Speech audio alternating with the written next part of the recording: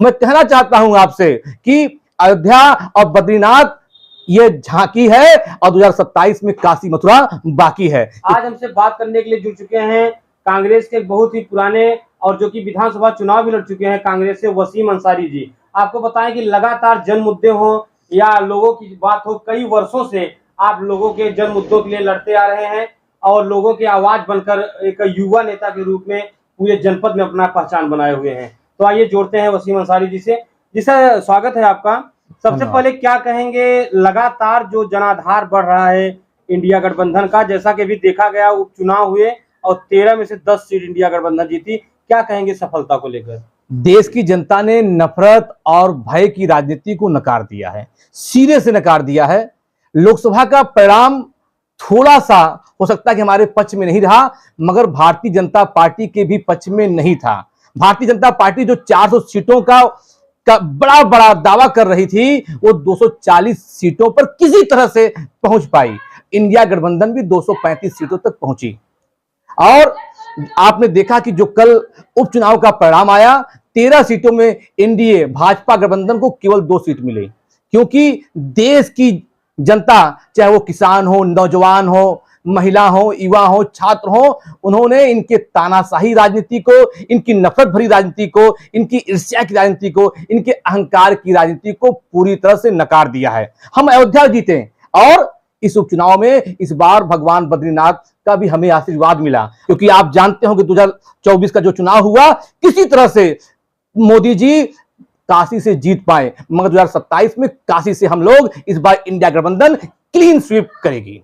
India गठबंधन जो इतना बढ़िया परफॉर्मेंस की और कर रही है, इसके लिए हमें पता चला कि राहुल गांधी जी ने आपको धन्यवाद ज्ञापन दिल्ली से आया है आपके लिए, क्या कहेंगे? एक बड़ी बात है सुरियामा के लिए। ये मेरे लिए बड़ी सौभाग्य की बात है कि मेरे जैसे एक छोटे से कार्यकर्ता को जननायक राहुल गांधी जी ने धन्यवाद पत्र दिया, क्योंकि मेरा सौभाग्य रहा कि रायबरेली में मुझे काम करने का अवसर मिला, मुझे कुछ जिम्मेदारी मिली और शायद मैंने उस जिम्मेदारी को निभाने का प्रयास किया। और राहुल गांधी जी की यही सोच है कि एक छोटा सा कार्यकर्ता भी उसको उसके काम की पहचान मिले। और ये पत्र मुझे हमेशा ताकत देती रहेगी, मुझे हमेशा ऊर्जा देती रहेगी। जो मेरी लड़ाई उस समाज के अंतिम पंक्ति में खड़ा वो अंतिम व्यक्ति जो अपने हक व अधिकार के लिए लड़ता रहता है, मैं उसकी आवाज को बुलंद करता हूं। ये पत्र मुझे प्रेरित करेगा कि मैं उसकी आवाज को और बुलंद करूं और उनके हक व अधिकार की लड़ाई को इसी तरह दुगनी ताकत से, दुगनी ऊर्जा से उसको जारी रख सकूं। विगत कई वर्षों से वसीम अंसारी देखा जा रहा है, रोजगार को लेकर काफी समस्या है, परीक्षाएं नहीं होती, अगर तैयारी होती है, परीक्षाएं होने वाली होती हैं, तब तक पेपर लीक हो जाता है अक्सर उसमें। और पेपर लीक का ही एक प्रकरण आया, भदोही के ही एक विधायक, उनका नाम भी आया इसमें, क्या कहेंगे इस प्रकरण को लेकर? पिछले 10 सालों में 70 से अधिक परीक्षाएं लीक हुई, 2 करोड़ नौजवानों का भविष्य अधर में लटका।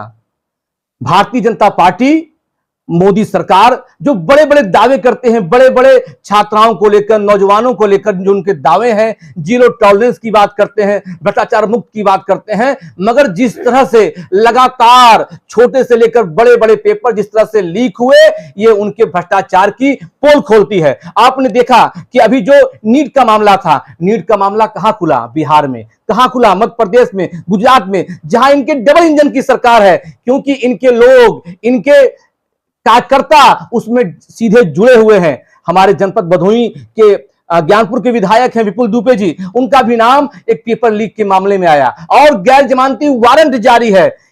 भारतीय जनता पार्टी के एक सहयोगी पार्टी के विधायक हैं बेदीराम जी, वो मुख्य अभियुक्त हैं, उनके खिलाफ भी गैर जमानती वारंट जारी है। मगर भारतीय जनता पार्टी के लोगों को जैसे सांप सूंघ गया हो, एक भी आवाज नहीं निकल रही है, क्योंकि भारतीय जनता पार्टी का चाल चरित्र चेहरा पूरे देश से छिपा नहीं है। आप दूसरी जगह रहकर अपराध कीजिए, भ्रष्टाचार कीजिए, और भारतीय जनता पार्टी में आने के बाद आपके सारे अपराध, आपके सारे भ्रष्टाचार धुल जाते हैं।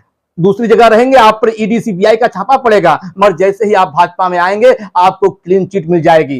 ठीक उसी तरह से माननीय विपुल दुबे जी का मामला भी है। अभी तक किसी का भी कोई औपचारिक स्टेटमेंट नहीं आया। एक ऐसा विधायक जिसके ऊपर गैर जमानती वारंट, वो भी बच्चों के भविष्य पेपर लीक के मामले में। तो मैं मांग करता हूं कि भारतीय जनता पार्टी के मुखिया माननीय योगी जी को, जो उत्तर प्रदेश के मुख्यमंत्री हैं, उनको सामने आना चाहिए और बताना चाहिए कि आपकी नीति क्या है। आपकी नीति है कि जो अपराध करते हैं, जो भ्रष्टाचार की करते हैं, आप उनके ऊपर बुलडोजर चलाते हैं। क्या ऐसे विधायकों के ऊपर भी बुलडोजर चलेगा? ये उत्तर प्रदेश की जनता जानना चाहती है।